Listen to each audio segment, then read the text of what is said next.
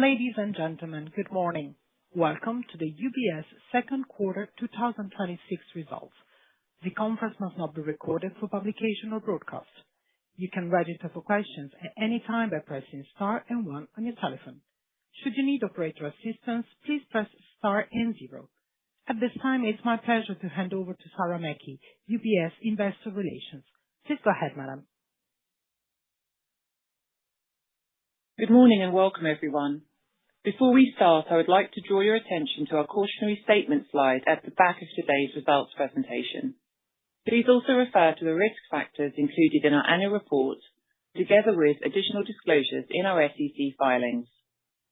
Throughout our remarks, we will refer to underlying results in US dollars and make year-over-year comparisons unless stated otherwise. On slide 2, you can see our agenda for today. It's now my pleasure to hand over to Sergio Ermotti, Group CEO. Thank you, Sarah, and good morning, everyone. Almost 3 years ago, we presented our first set of consolidated results. From the beginning, I made it clear that the acquisition of Credit Suisse was not a gift that we received, but rather a prize that we would have all had to fight to win. As expected, the journey was not a straight line. It required a lot of hard work from my colleagues at UBS and painful decisions. Now these efforts are paying off, and the extraordinary patience and support of our shareholders is starting to be rewarded. In the first half of the year, we achieved a return on CET1 capital of around 17%. While the year is not over, we are close to achieving the same level of profitability UBS had prior to the acquisition, underscoring our efforts over the last 3 years. Just as importantly, we laid the foundation to drive sustainable value creation and long-term growth while providing enhanced capabilities to our clients and even better opportunities for our people. The second quarter provided further evidence of the power of our globally diversified franchise and our potential. Markets remained remarkably resilient and client sentiment was constructive, supported by growing confidence in the long-term outlook for global growth and continued investment in AI and emerging technologies. Against this backdrop, our integrated one bank model remains a key driver of growth as we deliver the full breadth of our capabilities across the firm to clients, deepening relationships and reinforcing our competitive position. This was reflected in another quarter of robust inflows into our global wealth and asset management platforms, which drove group invested assets to a record of $7.3 trillion. The value of collaboration is most evident in the performance of our APAC and Americas regions this quarter, where we achieved several revenue records across our franchises. Profit before tax doubled in APAC and grew by 85% in the Americas.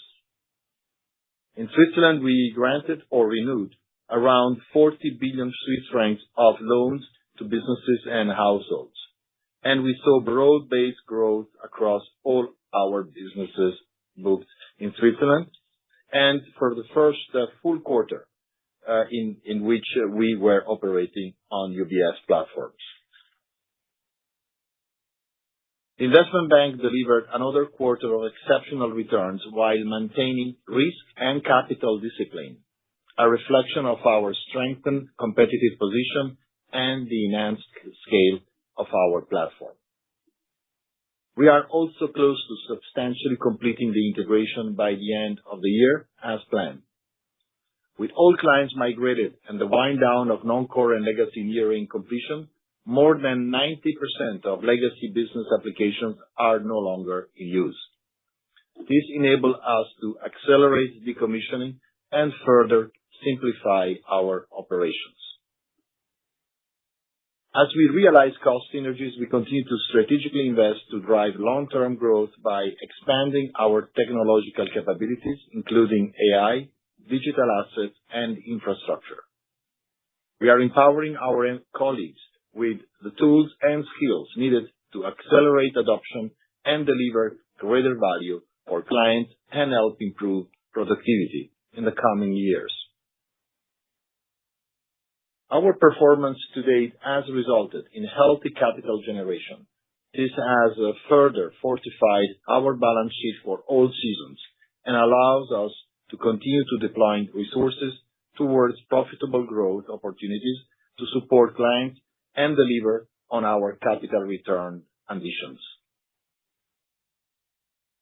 With our latest share repurchase program just finished, we are continuing with another program under which we intend to buy back $3 billion of shares at the latest by the end of the second quarter 2027. We plan to buy back at least $1 billion over the next 3 months. The amount and pace will remain subject to our short-term financial performance and outlook, maintaining a CET1 capital ratio of around 14%, and further visibility on the deliberations by the Swiss Parliament on the capitalization of foreign subsidiaries. As we enter the third quarter, market conditions remain broadly constructive, supported by healthy client engagement, the continued broadening of market leadership, and historically elevated equity dispersion. At the same time, ongoing geopolitical developments and volatile energy prices lead to high levels of uncertainty around inflation and interest rate outlook.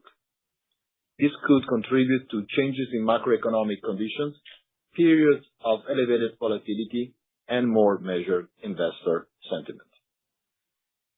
In closing, we entered the second half of the year with considerable momentum, and we are well positioned to outperform our 2026 exit rate return target and achieve our exit rate cost-income ratio target. But we know that conditions can change quickly and important work remains. As a result, we remain firmly focused on what we can control, staying close to clients, completing the integration, executing on our growth plans, and managing risk with discipline, all while remaining a trusted partner in the communities where we live and work. With that, let me hand over to Todd. Thank you, Sergio, and good morning, everyone. In the second quarter, we delivered reported net profit of $2.8 billion and earnings per share of 87 cents. On an underlying basis, our pre-tax profit was $3.9 billion, up 45% year on year, and our return on CET1 capital was 16.4%. Revenues increased by 16% to $13.3 billion, and we're up 14% across our core franchises. Operating expenses were 7% higher on stronger revenue performance, and were down 7% when excluding variable compensation, litigation, and currency effects. Overall, we drove 8 percentage points of positive operating leverage, resulting in a cost-income ratio of 70%. Moving to slide 6. Our strong second quarter results underscore our earnings power, with broad-based growth across each of our core franchises, led by Global Wealth Management and the Investment Bank. This balanced performance reflects continued client momentum, the breadth of our capabilities, and the durable benefits of the integration. On a reported basis, our pre-tax profit of $3.6 billion included $352 million of revenue adjustments and $645 million of integration expenses. Consistent with our full-year guidance, we expect integration-related expenses in the second half to be around $750 million, split roughly evenly between the third and fourth quarters as we complete the remaining work and close out the integration program by year-end. The effective tax rate was 22%, slightly below our full-year guidance of 23%. Turning to our cost update on slide 7. During the second quarter, we delivered further gross cost reductions of $1.1 billion, bringing cumulative savings since the end of 2022 to $12.6 billion. With more than 90% of the cost synergies expected from the acquisition now realized, we remain firmly on track to achieve our $13.5 billion ambition by the end of this year. The total headcount at quarter end was 112,000, 4% lower sequentially, and approximately 28% below our 2022 baseline. Over the same period, we've also reduced the group's operating expenses by 28%, when excluding litigation, variable compensation, and currency effects. Building on strong execution in the first quarter, we further progressed our cost actions in 2Q, accelerating the realization of synergies we had expected later this year. Together with strong revenue performance, this has created additional capacity, which we are selectively directing towards investments in growth, technology, and operational resilience to strengthen our positioning for the future. At the same time, we remain firmly focused on delivering our underlying cost-income ratio target as of the end of the year. Turning to slide 8. As of the end of June, our balance sheet for all seasons consisted of $1.7 trillion in total assets. Within that, we saw 1% sequential growth in our loan book, while deposit balances were broadly stable. Credit quality within our loan portfolio remains strong, with credit-impaired exposures of 1% and a 7 basis point cost of risk. Group credit loss expense totaled $121 million, largely driven by Stage 3 positions in personal and corporate banking and the investment bank. Our tangible book value per share decreased sequentially by 2% to $26.89, primarily as shareholder distributions of $3.4 billion related to the 2025 dividend and share repurchases in the quarter more than offset total comprehensive income. On funding, having completed our AT1 plan by the end of March, we took advantage of favorable market conditions in the second quarter to pre-fund part of our future AT1 needs. Looking ahead, we'll remain opportunistic as market conditions allow. Overall, we continue to operate with a highly fortified and resilient balance sheet, with total loss-absorbing capacity of $194 billion, a net stable funding ratio of 115%, and an LCR of 177%. Turning to capital on slide 9. Our CET1 capital ratio at the end of June was 14.4%, and our CET1 leverage ratio was 4.4%. Our common equity tier 1 capital in the quarter decreased by $0.8 billion, mainly as earnings accretion was more than offset by accruals for future capital returns, including the entirety of the new $3 billion share repurchase program that Sergio highlighted earlier. The buyback accrual reduced our CET1 capital ratio in the quarter by around 60 basis points, with a 20 basis point impact on our CET1 leverage ratio. RWA increased by $4 billion, while LRD was lower sequentially by a similar amount, reflecting disciplined resource deployment alongside elevated client activity. Turning to UBS AG, the parent bank's standalone CET1 capital ratio on a fully applied basis increased sequentially to 14.4%, mainly reflecting dividend payments from its subsidiaries and strong operating performance. This was partially offset by a $1.8 billion dividend accrual in the quarter. Turning to our business divisions and starting on slide 10 with Global Wealth Management. GWM delivered a pre-tax profit of $2 billion, up 38% year over year, with positive operating jaws of 7 points and double-digit growth across all regions and revenue lines. Our performance this quarter once again demonstrates the strength and breadth of our wealth franchise. The combination of leading capabilities, differentiated CIO insight, and a truly global footprint positions us to capture an increasing share of the secular growth in global wealth. Net new assets totaled $36 billion, equivalent to 3% annualized growth, and contributing to a sequential increase in invested assets of 6%. We continue to see strong demand for our CIO-led solutions, leading to $13 billion of net new fee-generating assets and record mandate penetration. clear evidence of the value clients place on our trusted expert advice. Demand for discretionary mandates remained particularly strong, including for our flagship My Way solution, with invested assets now exceeding $40 billion, up 75% year-on-year. Client sentiment remained constructive during the quarter, supporting continued releveraging across regions. Net new loans were $7 billion, mainly driven by Lombard, especially in the Americas and APAC. Net new deposits were $2 billion, as inflows into current and savings accounts more than offset outflows in fixed-term deposits. From a regional perspective, Asia Pacific delivered another quarter of standout performance, with pre-tax profit up 48%, a 45% pre-tax margin, and double-digit growth across all revenue lines. Asset gathering also remained strong, with annualized growth of 5% in net new assets and 8% in net new fee-generating assets.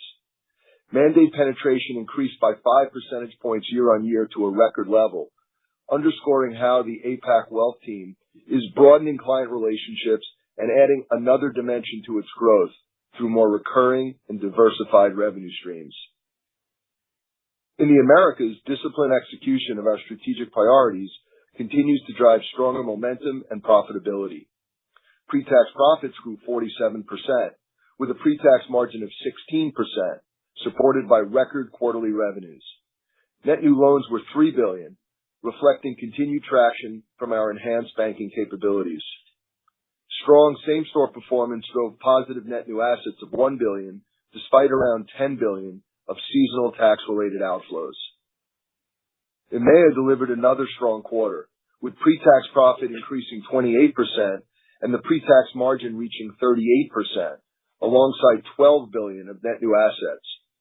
Continued and sustained demand for CIO-led solutions drove 9% annualized growth in net new fee-generating assets, helping lift mandate penetration by 5 percentage points year-on-year and setting a new benchmark for the division. Our Swiss unit grew its pre-tax profit by 25% and attracted $14 billion in net new assets, reflecting growing client momentum and operating efficiency following the successful completion of the Swiss booking center migration last quarter. Turning to divisional revenues, which increased by 14%.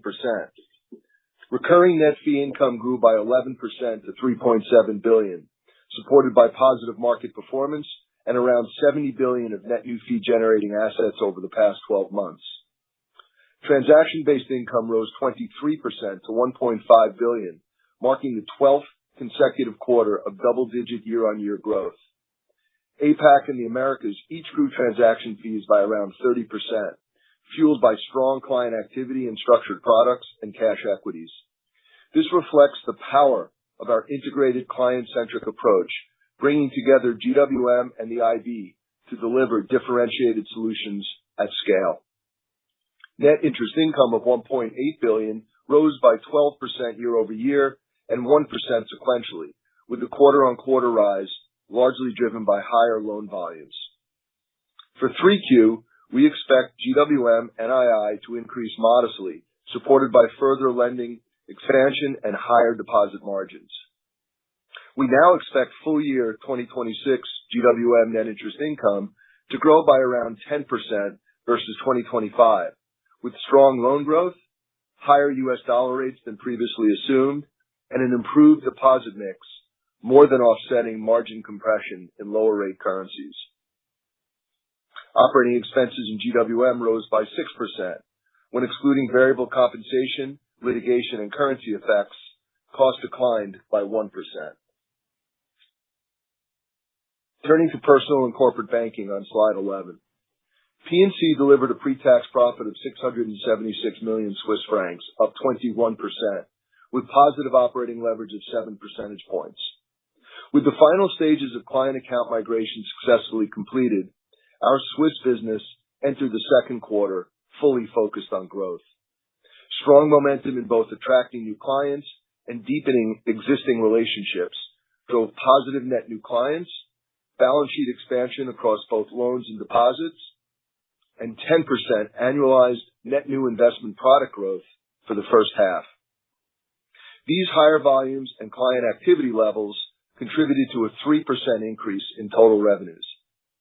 Net interest income increased by 1% year-on-year and 2% sequentially, driven by higher loan volumes.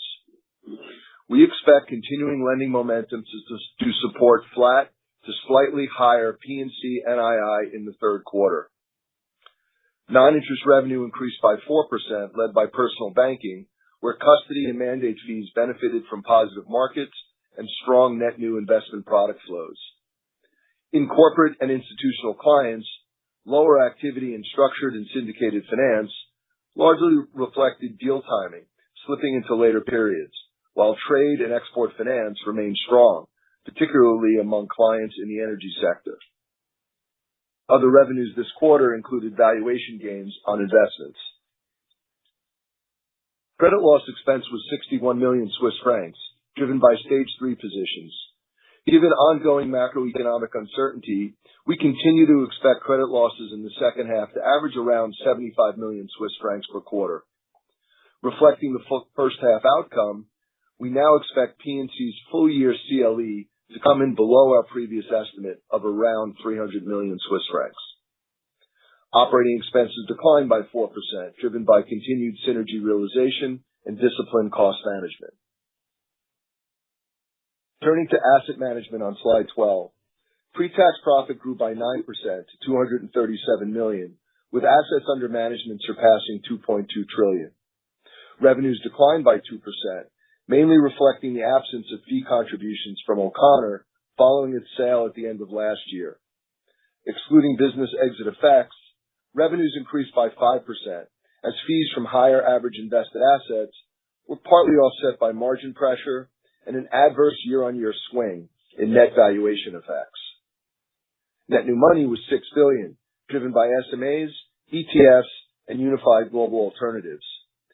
UGA reached 366 billion of invested assets and attracted 10 billion of new commitments across GWM and AM in the quarter. Building on this momentum, we recently announced a strategic partnership with MSCI to enhance transparency and support growth by combining our investment expertise and client insights with MSCI's data and analytics capabilities. Operating expenses declined 6%, reflecting ongoing cost discipline and the lower direct expense base following the O'Connor disposal. We expect the sale to have broadly similar impacts on third and fourth quarter revenue and expense comparisons. On to slide 13. The investment bank delivered excellent results, generating record 2Q revenues, a pre-tax profit of 1.2 billion, more than double the prior year quarter, and a pre-tax return on equity of over 23%. Notably, we achieved this performance without materially expanding our balance sheet. While revenues increased 31% to 3.7 billion, RWA and LRD rose only modestly, underscoring the strength of our client franchise and our ability to capture significantly higher activity with disciplined use of financial resources. Global banking revenues increased by 33% to 693 million. Capital markets was a standout, up 55%, with notable strength in LCM, where revenues more than doubled year on year, alongside strong performances in both ECM and DCM. Advisory revenues were 5% lower, primarily reflecting an M&A market increasingly skewed toward a small number of very large transactions, where participation is often influenced by broader client financing relationships. Looking ahead, our pipeline remains healthy, with strong client engagement and activity building across regions, supported by close collaboration with GWM in originating advisory opportunities. Beyond the very largest deals, we continue to see good momentum across the broader advisory market, particularly in the mid to large cap segment, where our competitive position continues to strengthen. Global markets delivered a record second quarter, with revenues increasing by 31% to just over 3 billion. Equities led the performance, with revenues up 53% on strong client activity, elevated cash equity volumes, and exceptional momentum in Asia Pacific, where markets achieved a record quarter. FRC revenues were 21% lower, reflecting a less favorable environment for our business mix than a year ago, and disciplined resource allocation as we selectively shifted balance sheet capacity to capitalize on stronger client momentum in equities. Operating expenses increased by 11%, driven by higher personnel expenses. On slide 14, non-core and legacy generated a pre-tax loss of $52 million, while we continued to drive down costs on an accelerated basis. Excluding litigation, expenses in the quarter declined 72% year-on-year and 30% sequentially, resulting in cost reductions versus the 2022 baseline of 88%. Reflecting the pace and scale of cost savings already achieved, we now expect the 2026 exit rate for NCL operating expenses, excluding litigation, to be around $400 million. Risk-weighted assets in NCL were broadly stable sequentially, reflecting a concentration of smaller, more bespoke positions in the residual portfolio. To close, the return on CET1 capital and the cost-income ratio we delivered in the first half of 2026 are important proof points of the earnings power and scalability of our franchise, as well as our continued cost discipline. They also demonstrate how strong client engagement, disciplined execution, and capital efficiency are translating into durable operating leverage as we enter the final phases of the integration and position the firm for future growth.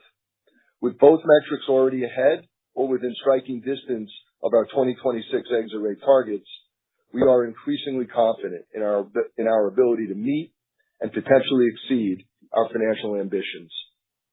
With that, let's open for questions. We will now begin the question and answer session for analysts and investors. Participants are requested to use only handsets while asking a question. Anyone who has a question may press star and one at this time. The first question comes from the line of Jeremy Sigee from BNP Paribas. Please go ahead. Morning, thanks very much. I wanted to ask a couple of questions about the businesses, please, actually. Firstly, on the investment bank, I was going to ask how you balance the growth opportunity versus the balance sheet constraint that you impose on that business, but you're sort of showing us here that actually you can get the revenue growth without expanding the balance sheet. And I just wondered if you could talk about how you achieve that. How do you put through significantly more volume with a constrained or an unchanged balance sheet in the IB? So that's my first question. And then the second one was just on US wealth management. I know it's a familiar theme, but you saw significant further advisor exits in the quarter. I just wondered if you could comment on those exits and more broadly where you are in the stabilization of the US wealth management franchise. Thank you. Hey, Jeremy. Thanks for those questions. So in terms of the IB, I mean, that is an excellent point you bring up, and something, of course, we're very focused on. We operate within our limits. We think that's important to the value proposition that we offer, which is to run an investment bank that supports global wealth management and also our corporate and institutional clients. And so for us, resource allocation to the IB and within the IB is really, for us, stock and trade and how we're very focused. You asked about how. I mean, the focus for the business was really on intermediation within equities is where we drove a lot of the outperformance that we had in equities.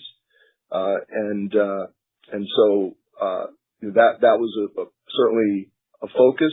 The balance sheet, of course, within equities was used more sparingly to support prime brokerage financing balances. And as I also highlighted in my prepared remarks, we also allocate within the IB as we see fit, and saw more opportunities in the quarter to drive some of the markets outperformance, including an intermediation, and move some of the capital allocation away from FRC into equities. On your second question, look, we're comfortable with the steps we're taking to drive full year net new assets in wealth in the Americas. We also recognize there's a lag effect from previously announced FA movement that will continue to show up in flows for a few quarters. This said, we're actively recruiting and investing in teams aligned with our profitability ambitions. And it's important to note the rotation among financial advisors remains elevated across the industry given record valuations. But we continue to expect these dynamics to normalize in our book over the course of 2026. Okay, thank you. The next question comes from the line of Giulia Aurora Miotto from Morgan Stanley. Please go ahead.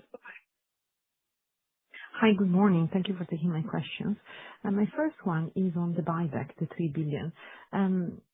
How shall we read the fact that this goes until June 27 rather than until year-end? So I would guess if we get some sort of compromise in Parliament, maybe it can be completed by year-end, if not by June. So any comment on how should we think about the buyback would be great. And then secondly, on the parent capital, the plus 50 bips quarter on quarter, any comment on that capital build, please? Thank you.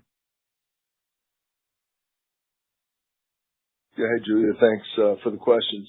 So look, the way the share buyback language was constructed was, to do a couple of things. One, we wanted to talk about a commitment of at least 1 billion that we're going to do over the next 3 months. On the other hand, the program that we just announced today, runs for 2 years.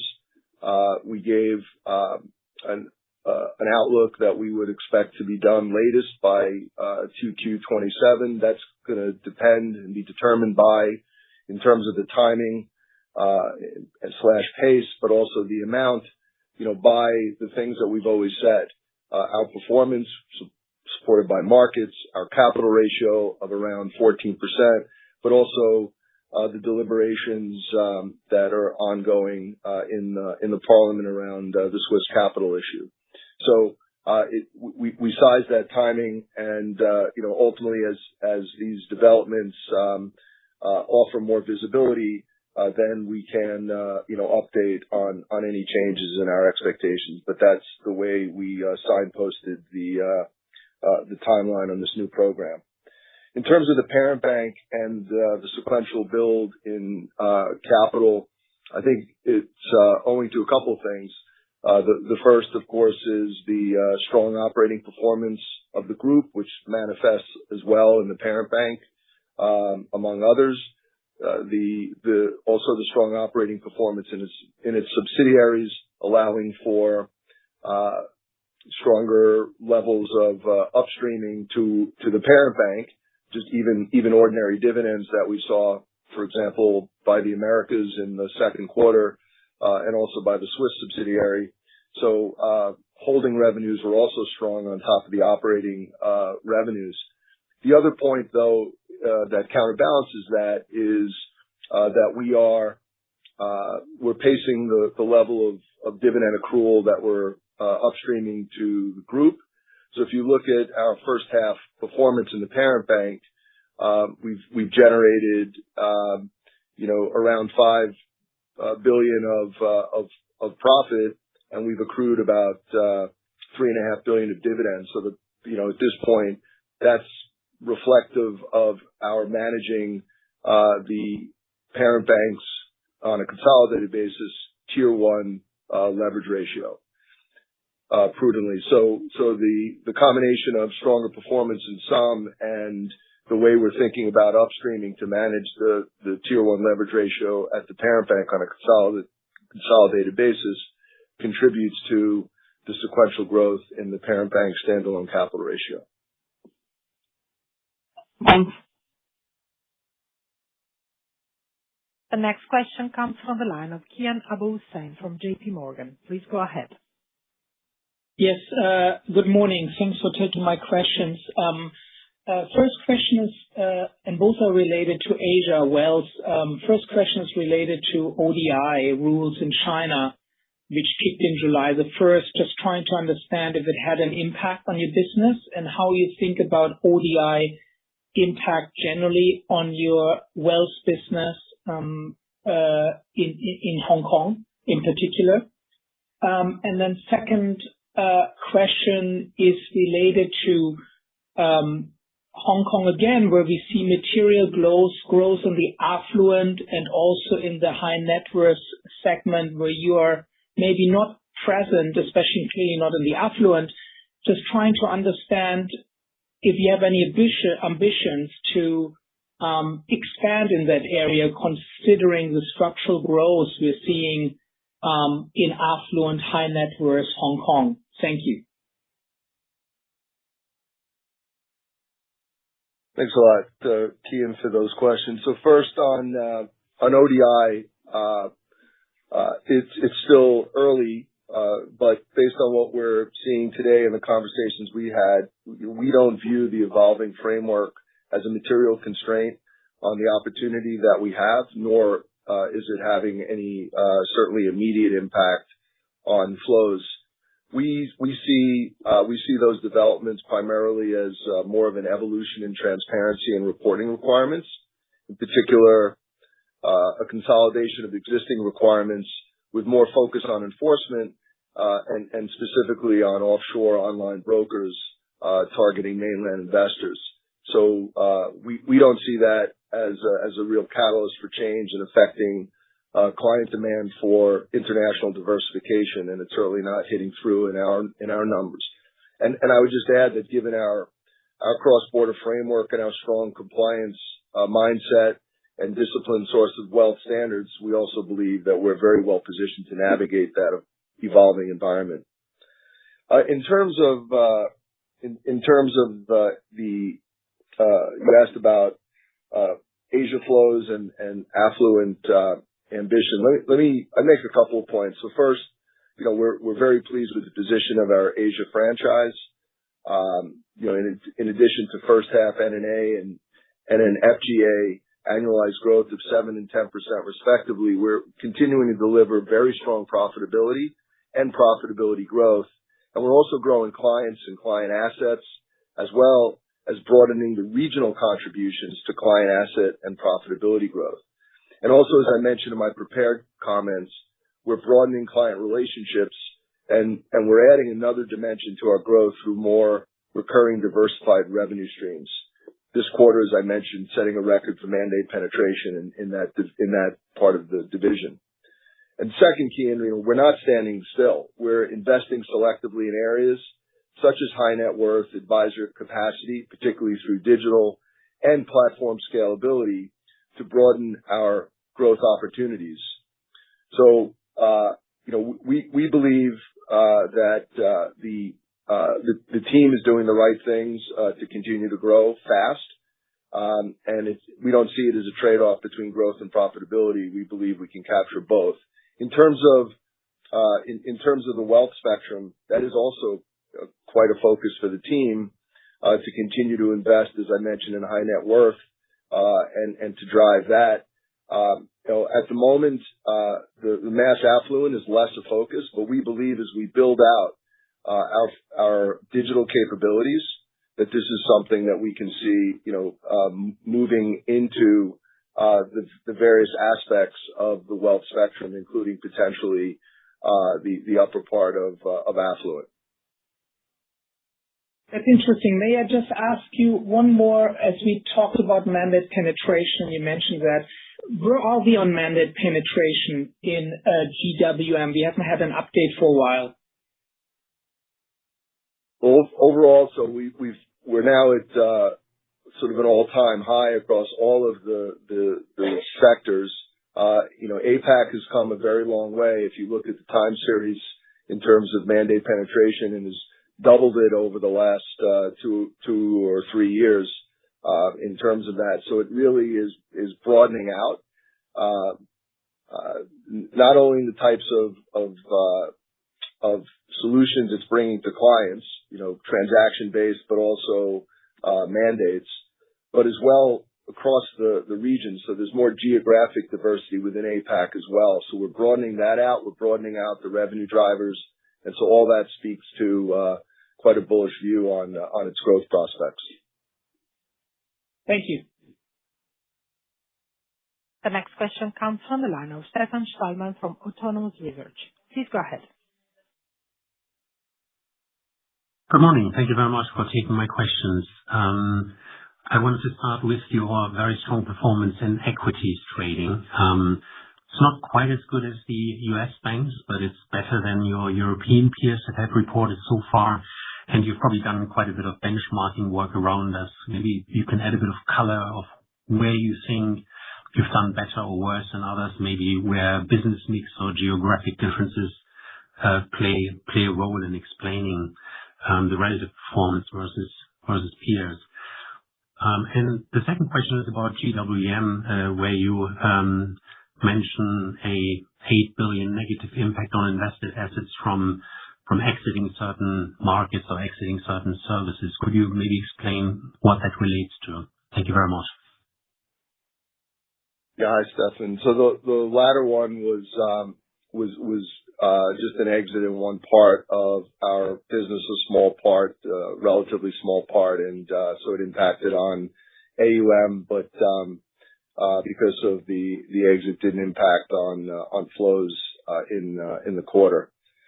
In terms of equity trading and more color there, I'd say our geographical diversification really across the IB is a differentiator for us, and so we're strong really across the globe, and with strong focus this past quarter, of course, at being able to leverage the APAC opportunity. That was quite evident in our results.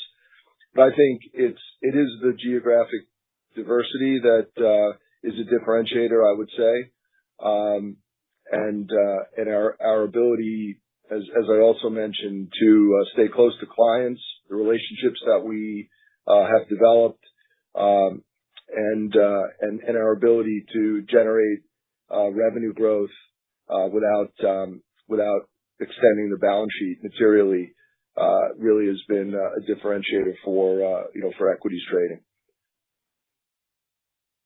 And as well, sorry. Go ahead. No, go ahead. I just wanted to follow up on the first point, please. The 8 billion, was that an exit from a particular geography, or was it more of a client group? And which geography would I find that in? We'll come back on the details on that one, Stefan. Thank you very much. The next question comes from the line of Anke Reingen from RBC. Please go ahead. Yeah, thank you very much for taking my questions. The first is on your return on core tier 1 capital. So you said you're looking to exceed your target for 2026, and while I understand you might not necessarily want to update 2028 at this stage, I'm just wondering, based on structural progress you made in 2026, where you see are you seeing potential upside to your 2028 target, or is this just trying to distinguish between cyclical versus structural progress on your ROE? And then secondly, on Asia, I understand you don't want to probably comment on intra-quarter momentum, but given some of the weakness in equity markets in the region, are you seeing this as a more material headwind to your equities performance as well in the investment bank as well as in wealth management? Thank you.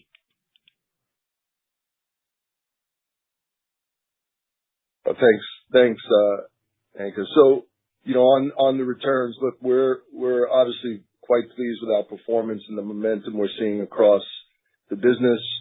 We continue to have confidence in our ability to deliver against our ambitions.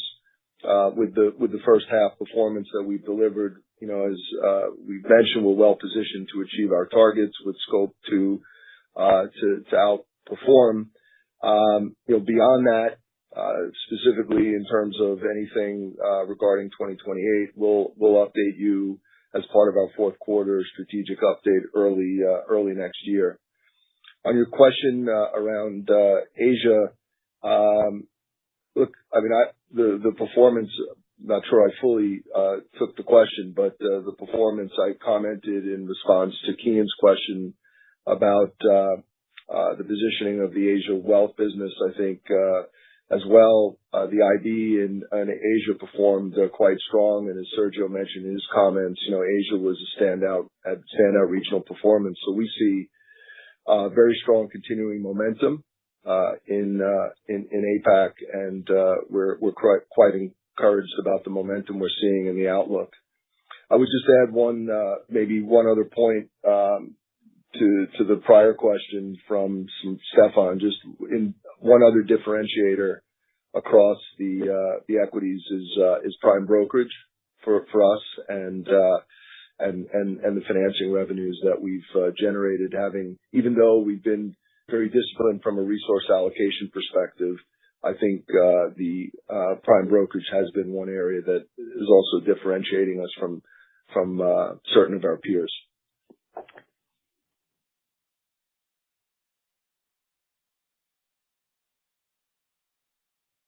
The next question comes from the line of Andrew Coombs from Citi. Please go ahead. Morning. Perhaps one follow-up and then a fresh question on net new money. On the equities result, you talk about having a diversified geographical mix, that you do over-index in Asia versus a number of your peers. And clearly that's had a very strong second quarter because of the index rebalance given what's happened in Korea and to a lesser extent Taiwan too. We're now seeing that reverse, so I assume that will probably be beneficial for Q3 as well. But beyond that, how sustainable do you think the equities revenue strength is in Asia? And then more broadly on net new money, very healthy print in Europe and Asia, US too. Can you just elaborate on how much of that you think is cyclical related to the current IPO environment we're seeing versus how much of that is actually structural because you've now integrated Credit Suisse, a lot of the attrition of RMs is easing, and in case you're actually starting to grow again in some regions. Thank you. Yeah, thanks, Andy. On the equity strength in Asia and the outlook, look, I think that is the benefit of diversification that we have, is that we're well positioned to take advantage, for example, of strong equity markets and client activity levels in Asia, as we saw in the second quarter. But of course, the depth of our business across Europe as well as in the Americas allows us to really take advantage of wherever there are strong markets. So sure, the very strong performance and volumes that we saw in Asia in the second quarter and the first quarter, for that matter, is unlikely to continue at that level. But we're well positioned to take advantage, just given our global diversification.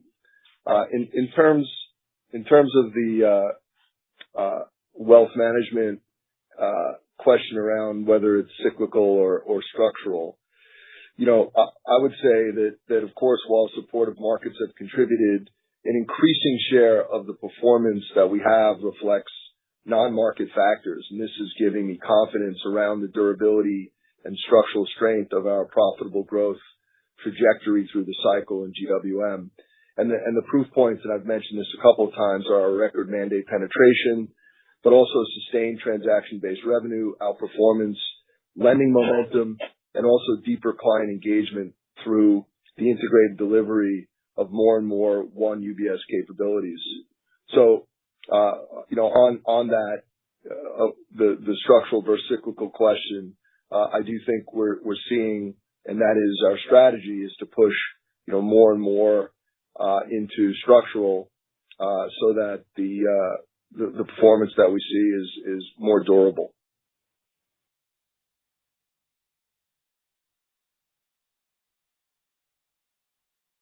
The next question comes from the line of Benjamin Goy from Deutsche Bank. Please go ahead. Good morning. Two questions, please, from my side. First, on a different topic, personal and corporate banking. the cost base stable but clearly down year-on-year. Just wondering now, the progress you have done on the integration, whether we should expect a more meaningful step down now in cost base Q3 going forward. And then another question on Asia. Just wondering about your one bank strategy, whether you can comment on the visibility of or the pipeline of inflows, also thinking about lockups coming after the IPOs in recent months, and how that could support your wealth management franchise too. Thank you. Yeah, hey, Ben. On the second one first, in terms of the lockup issue around IPOs, I think what's important to underscore here is that our GWM performance in terms of growth and asset acquisition is not geared toward any one thing. It's quite diversified and across the board. And so, where there's been, say, a spate of IPOs, of course, that's helpful. We think IPOs are foundational to the outlook in wealth management. But that said, for us, it's not something we're highly dependent on to drive growth. And as a result, of course, if there are lockups post IPO, we're not pricing in any downturn in net new asset growth as a result of that. On the cost side, so we continue to see meaningful integration related benefits coming through wealth and P&C in the second half, including from technology decommissioning, organization simplification, and other integration actions. We mentioned the strong execution we had in the first half, including in the second quarter, and that has meant that some of these benefits were realized earlier than we had previously expected. And as I mentioned in my prepared remarks, at the same time, we're selectively investing a portion of the capacity that we created into technology and other initiatives, including select advisor hiring, that support growth, productivity, and attractive long-term returns. So for us, the clear guardrail remains our exit 2026 underlying cost-income ratio target, and we remain firmly focused on delivering it.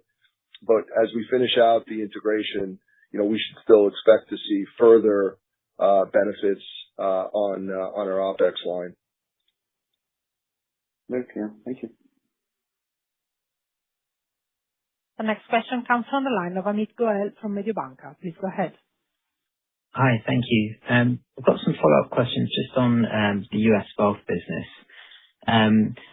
So one was just on your commentary about the flows and I guess for what we can expect going forwards. I suppose previously you said you expect the net recruiting outflow impacts to materially taper in the second half of this year. Is that still the case? I mean, just based on some of the data, it seems like in Q2 there was still a lot of advisor outflows, so that there could still be an impact into Q3. And then just when I'm looking at the mix in terms of in the quarter, so the net new assets were positive, but then the net new fee generating assets were negative. When I look at Q2, in prior years, it's the net new fee generating assets have held up better. I'm just wondering what's driving that dynamic. Was there anything in particular this quarter to influence that? Thank you. Yeah. Hey, Amit. So first on the wealth headcount in the U.S. So just to orient. So if you look at the table, we have 2% down year on year and 1% down quarter on quarter, just to sort of orient the point. The other point that's important to mention is that that the reported headcount, as I've said several times in the past, the reported headcount numbers reflect the lag in timing, because that's actually when the advisors either come on when recruited or come off when they move our payroll. So there is a lag in that. But I think what's important, the broader point I would make is that we expect as we work through the issue, which we continue to do, that this will have a tapering impact, which is why we have been we've been forecasting and guiding on positive net new assets for the year, contributing from wealth in the Americas. And so we expect the trend to continue and would expect an improving second half as well. But we are continuing to maintain that wealth in the Americas will be a positive contributor to net new assets for the full year 2026. In terms of net new assets versus NNFGA, nothing I would call out. I think we've had very strong net new fee generating asset growth. When you look back over the last 12 months, I'd say I wouldn't overread into one quarter versus the other in terms of whether there's we're indexed more into net new fee generating assets versus net new assets. So nothing I would take away, or no one particular driver that I would call out in explaining the delta between the two metrics. But just over time, they're both meeting our expectations, and that's really the more important point. Thank you. The last question comes from the line of Joseph Dickerson from Jefferies. Please go ahead. Hi, thank you for taking my question, and congratulations on a very robust set of results. The question I had is, you've guided the GWM NII to grow by around 10% versus 25.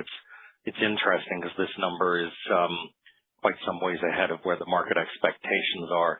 Could you just kind of break that down a little bit in terms of what is rates versus volume, or is this just frankly because you've seen a better result in lending volumes and deposit margins are remaining robust, or is it I guess what I'm getting at is what element, if any, is differential in interest rates, or is it really on volumes? And then secondly, I guess strategically on asset management, is this a business that you are if you look at the business, it's not a large part of the group. I guess how fungible is it with the group? It's been, I think, slightly underwhelming the past few quarters. Is this a business that you intend to keep strategically? I know there was speculation over the years about it, but any comment on that business and the strategic rationale with the rest of the group would be great. Thank you. Hey Joe, let me address the first question. So on GWM, I did mention that the guidance that I offered around 10% up year on year was in part supported by higher rates, but also lending growth and also a favorable deposit mix. So really breaking that down, I would say that moderately higher dollar rates, as we're now looking or out now that our outlook would suggest moderately higher U.S. dollar rates, that creates structural tailwind for the business, and that comes from asset yields from loans and also our replicating portfolio. As those yields grind higher and are only partially offset by higher deposit costs that are tempered by our deposit mix remaining healthy. So that's the way I think about it, and drives the revised year-on-year look. Great, that's helpful.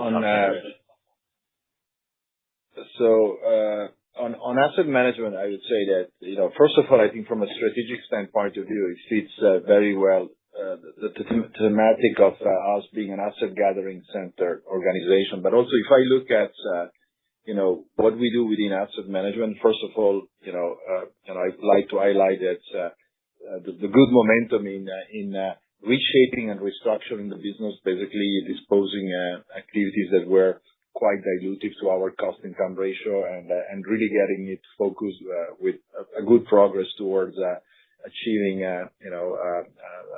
strong relative performance also vis-a-vis our peers. When I look at within that, I see a lot of potential for us to continue to grow. First of all, when you look at our alternative space, we are a top LP in alternatives. You saw the good inflows during the quarter and the good momentum we are having. We are also developing strong focus capabilities on passive ETFs, and so from a geographic standpoint of view, we are expanding our capabilities, also our joint ventures with external partners. So I'm very happy to see the good momentum, which I believe justify us continue to invest in this business and position it as a strategic element of our asset gathering center story. So I think it's an integral part of our equity story. Thank you.